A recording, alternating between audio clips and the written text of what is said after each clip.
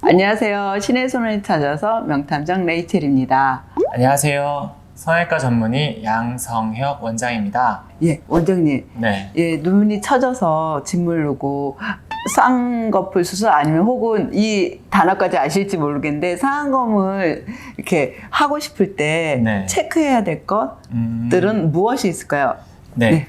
보통 상안검을 하시는 분들 보통 처져서 많이 오시는데 그리고 덮여져서 많이 와요. 네, 네. 이런 경우에는 체크해야 될 사항 저는 한 총 3가지 정도 정리를 하는 것 같아요. 네. 과연 얼마나 처졌나, 처짐의 정도에 따라서 생각을 해봐야 되는데, 처짐이라는 건 실제로 저는 어떻게 체크하냐면 그냥 눈 떠서 이렇게 마주보면서 체크하는 게 아니라 눈 감아보세요 하고는 이렇게 눈썹 잡고 눈을 떴을 때 거울 한번 보세요 이렇게 하거든요. 그럼 분명히 오른쪽 눈은 이렇게 눈썹이 올라가면서 떠지기 때문에 더 커지고, 왼쪽 눈은 그대로 눈 감았을 때 눈썹 위치 그대로 있기 때문에 제가 원하는 원래 이 정도 처진 겁니다 라고 말씀하실 수 있을 만큼 보여지게 되거든요.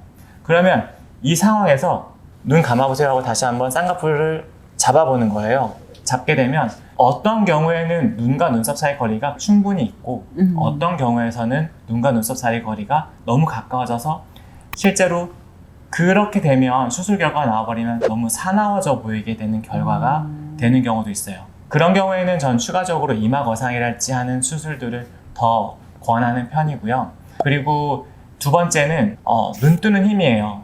이렇게 눈을 뜰 때 눈썹을 올리면서 떴던 분들, 그런 경우에는 제가 눈매교 정도 권해드린 경우가 많아요.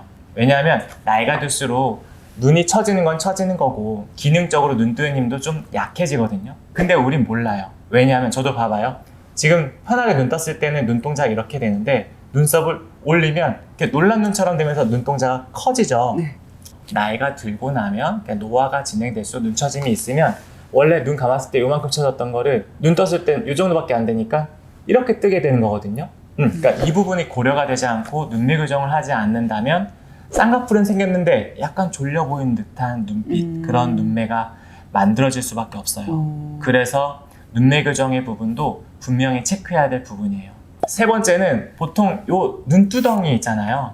이 처져 있다라고 느끼는 부분, 그리고 불룩하다고 느끼는 부분들이 있었어요. 이게 과연 지방이냐? 이걸 분명히 파악할 필요가 있는 것 같아요. 지방이라고 생각했던 이 불룩함이 실은 어디서 오는 거냐면 눈의 처짐뿐만 아니라 이 처짐은 사실은 머리에서부터 이마 그리고 눈썹, 눈꺼풀까지 처져 내려온 피부가 눈에 있는 눈꼬랑에서 모여서 만들어지는 거거든요. 결국은 이 불룩함이 지방이 아니라 처진 피부 때문일 수 있어요.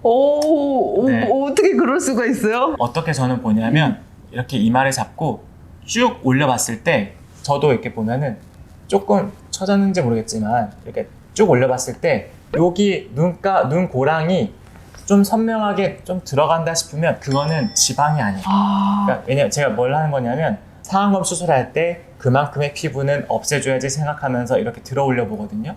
그러니까 처짐을 완전히 배제했을 때 지방량을 체크하게 되는데, 그러면 이분이 진짜 지방이 많았구나 느끼는 경우도 있지만 대부분은 지방보다는 처짐 때문에 불룩했던 경우가 많아요. 이게 구조가 다 어떻게 해서 중력의 힘이 어디를 잡아당겨서 네. 이게 됐는지 원인을 찾아내는 게 정말 중요하네요. 네. 근데 나 했는데 폭망했다, 너무 티난다, 막 이거 어떡하냐 하고 되게, 그리고 저 엄마 망했잖아, 이런 게 진짜 많아요.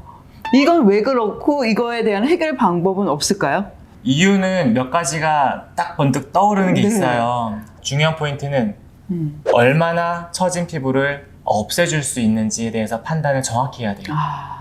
양쪽 눈이 그리고 다른 정도로 제거되어야 될 수도 있어요. 그런데 이걸 저도 디자인할 때 시간을 제일 많이 쏟는데, 이걸 그리다 보면, 수술 전에 그리다 보면 한 번 이렇게 봤을 때 느낌하고 또 봤을 때 느낌이 또 달라져요. 저는 상안검 리프팅이라고도 표현을 하는데, 일반적인 쌍꺼풀 수술의 연장선상에 상안검이 있고 그보다도 더 처진 경우에는 피부 혹은 근육 조직, 그리고 안쪽에 있는 근육 조직까지 좀 더 잘 마무리하기 위해서는 절개가 충분히 길게 가야 된다고 생각을 해요. 눈 쪽은 잘 마무리됐는데 뒤쪽이 이렇게 뭔가 옹졸한 느낌으로 끝나버리는 경우 되게 어색하기도 하고, 그리고 분명히 요 눈 중간서부터 뒤쪽은 시원해졌는데 앞쪽 부분은 한없이 가려져가지고 그것도 되게 답답해 보이는 경우들도 많이 봤거든요.